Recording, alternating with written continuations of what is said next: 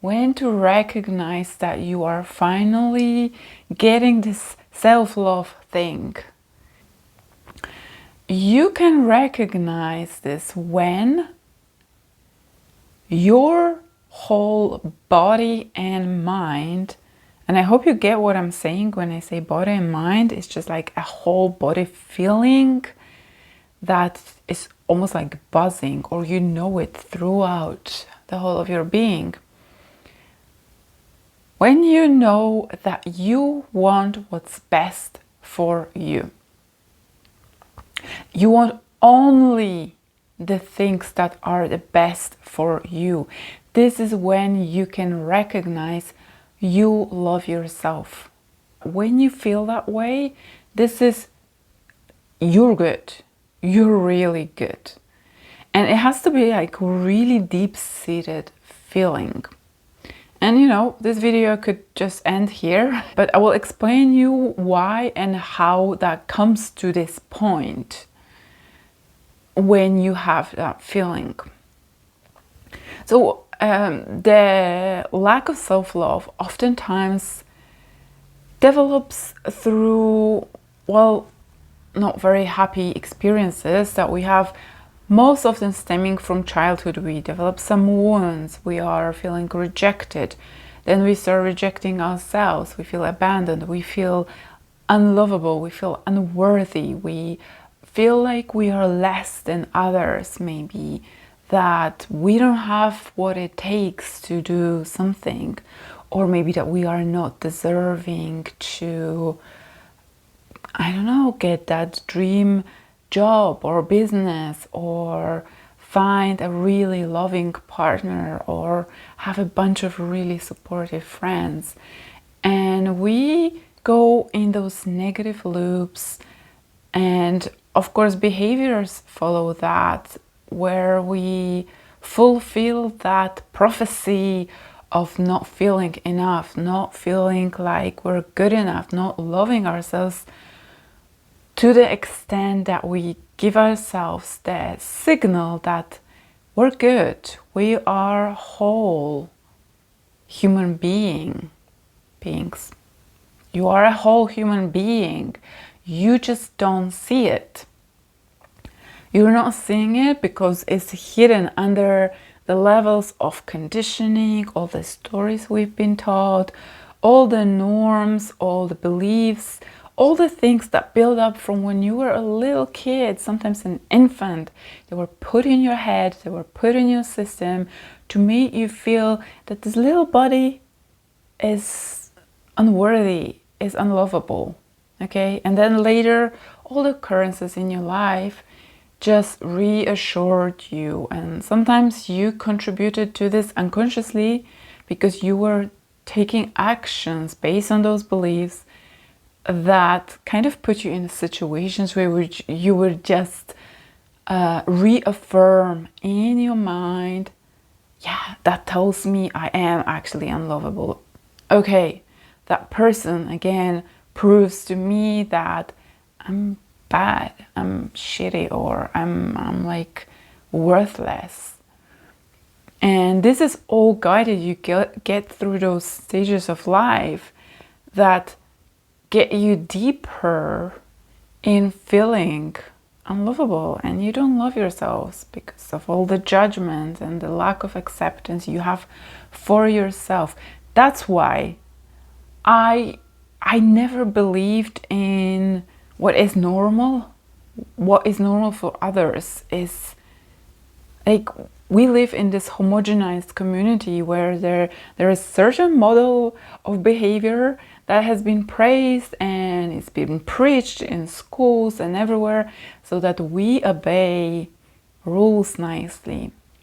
I know I'm getting off tangent, but these things are important for you to understand. How did you get here in the first place? So through this homogenized idea of a person, how they're supposed to be, you rejected parts of yourself, and sometimes a lot of parts of yourself. Sometimes you don't like anything about who you are, maybe how you look, how you behave. and you don't believe there is anything good in you, and therefore you don't even reach, you don't even dare to get those great things, because before you reach out, you're just like, they will reject me, I already heard it so many times, I'm not good enough, all those things.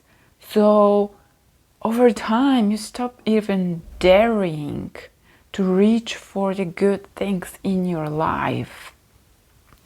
And I don't want to say I was there, that I didn't dare, but there were levels in me, some parts in me that were not fully accepted. So even though for the large part of my life I rebelled against like fitting in this fake idea of who we should be and just playing some roles, but then there were a bunch of years that I got swept into trying to fit in certain norms, certain ideas, certain ambitions, and that's everyone's journey, you guys. Everyone has to go through polarities, you have to go through contrasts of feeling bad, so that you don't really want that life anymore. Okay? And in those times when you were following certain norms, certain socially appraised, or maybe by your family appraised ambitions, then you went even further and farther away from your genuine and authentic need for what's good for me, whilst you were following certain dreams and projections out in this world to fulfill you through that external validation that we get when we follow everything that we're taught to follow. Go to school, get great grades, go to this faculty, and you'll make it. You will like have so much money, you will have a great job, everyone will love you, you'll get so much recognition and success. And then we go into that, even if it's not exactly like the classic being a doctor or a lawyer, we still kind of become complacent, we still fit in some boxes and then just squish ourselves into those little tunnels that take us into a life that we don't even want. Hence midlife crisis, what people have, they got there but they hate it. Okay, this is all about self-love. I'm getting there. Anyway, I hope that what I'm talking right now gives you a broader context into why, when you start feeling I just want what's best for me, I just want peace, I just want to feel myself like I am, I just want to become more of myself, I just want to fulfill myself, and I just want all the best things. I'm not going to hang out with these people who always put me down. I don't want to go to that job where they always make me feel like I'm stupid. I don't want anymore to eat this crappy food that for a second is kind of giving me some high because this is how it's designed. But I want these good things that nourish me, that make me a better person, that help me feel like I am living my own life. And only that person decides what is good for me without needing to feel validated, because these things are a lie. External validation is a lie, it's a tool of manipulation. If you follow the route of external validation, You are a slave to anyone who tells you things about you. You slave to fit into someone else's ideas of how you should behave. And none of this is for you, because the feeling you get out of getting external validation is flat. It's dead. It's not nourishing. It's superficial. It doesn't fuel you. It's just like a spark. It's just like a nice thing to have. Not sustainable at all. What is sustainable, though, is you feeling like you can and you want to do anything that's good for you. Even if it's like slowly, even if you make mistakes. But when you tap into yourself and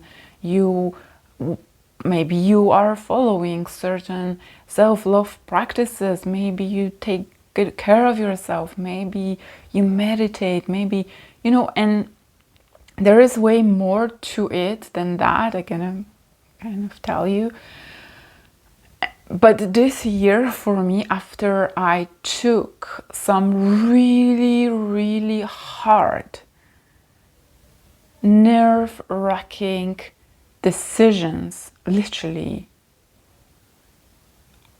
all of a sudden I felt, wow, I'm doing all that is needed.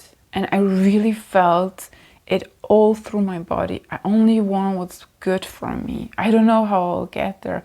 I didn't exactly know what I was, I just had this whole body feeling, I just want what's good for me. I want peace. I want to bathe in my own being, where I nourish myself through my actions, through my thoughts. Yes, I make mistakes. Yeah, I get lost. It doesn't matter. Because when you have certain intention, you don't have to know, you don't have to have a grand plan, go on by your to-do list and check things off. Because this is life, and it's messy, and there is more factors than just you. Okay? There's life that is serving you lessons, and it's serving you opportunities as well. And when you tap into the feeling, I want what's good for me, and you can start, even if you haven't arrived spontaneously to feel that way. I want to encourage you that you just kind of get yourself into having intention. Okay, so consciously just tell, I want what's good for me. I want what's good for me. And only the things that are good for me.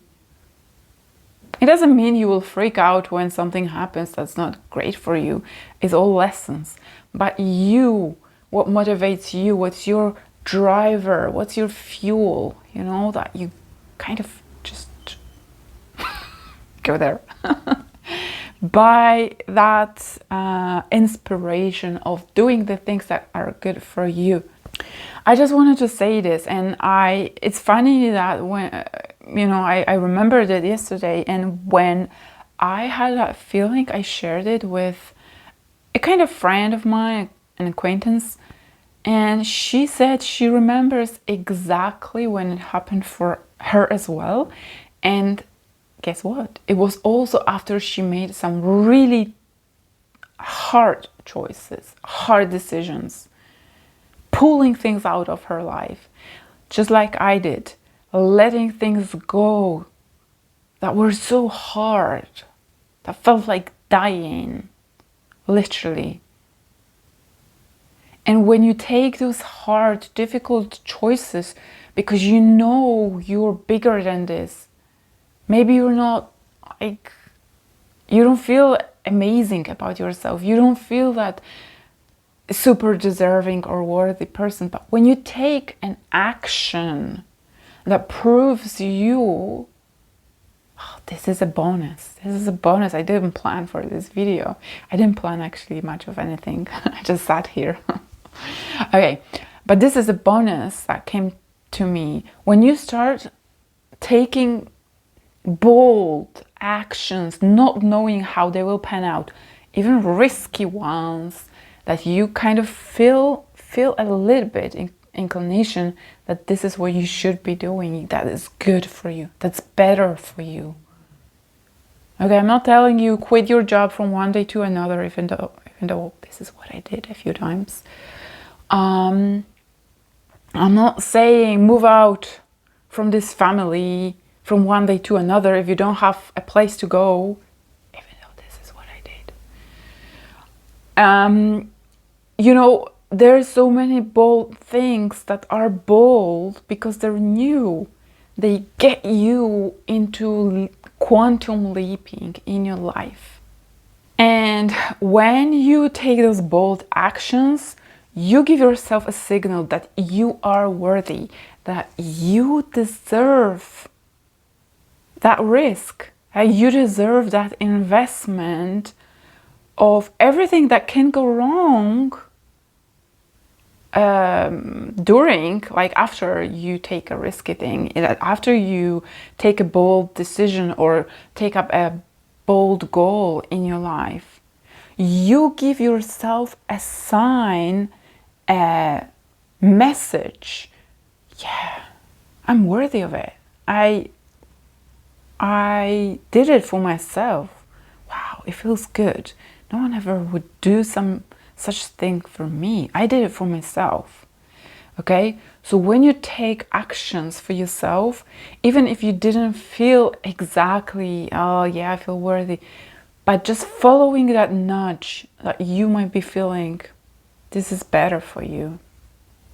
Okay, this is better for me that I do this thing. Once you do it, you build up levels of self-love. Because self-love, oh my God, this is a whole topic for another video, guys. I'm gonna record it soon, I promise. Self-love is not a feeling. It's such a confusing thing. It's not a feeling. Love is a feeling. Love is a state. Okay, no, it's a feeling, but it's a state more so. Self-love is not a feeling. Spoiler alert! Spoiler alert for what I want to record in the future. And it's a commitment to yourself. It's almost like a marriage or having a child. Self-love is a commitment to yourself. And with this big statement, I want to end this video because I hope it will kind of resonate in your mind after you switch off, provided that you won't just quickly move on to another video. But anyway, go on, journal about it. Self-love is not a feeling, it's a commitment. I just want to leave it out there. Okay, see you in the next video.